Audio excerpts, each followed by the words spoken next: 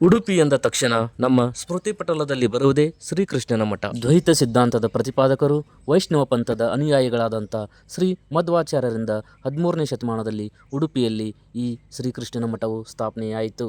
ದೇಗುಲದಲ್ಲಿ ದೃಶ್ಯ ನಿಷೇಧೀಕರಣ ಎಂಬ ಸೂಚನಾ ಫಲಕವನ್ನು ನೋಡಿಯೂ ನೋಡದಂತೆ ಚಿತ್ರೀಕರಿಸಿದೆ. ಉಡುಪಿಯಲ್ಲಿ ಕೃಷ್ಣನ ಮಠವಲ್ಲದೆ ಇನ್ನೂ 8 ಮಠಗಳಿವೆ. ಅವುಗಳನ್ನು ಅಷ್ಟಮಠಗಳೆಂದು ಕರೆಯುತ್ತಾರೆ.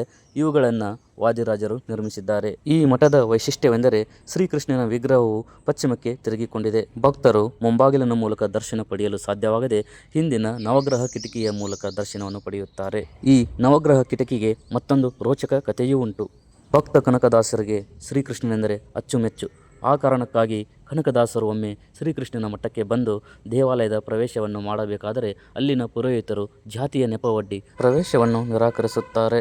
ನಂತರ ಭಕ್ತ ಕನಕದಾಸರು ದೇಗುಲದ ಹಿಂದೆ ತೆರಳಿ ಶ್ರೀಕೃಷ್ಣನನ್ನು ಧ್ಯಾನಿಸುತ್ತಾರೆ.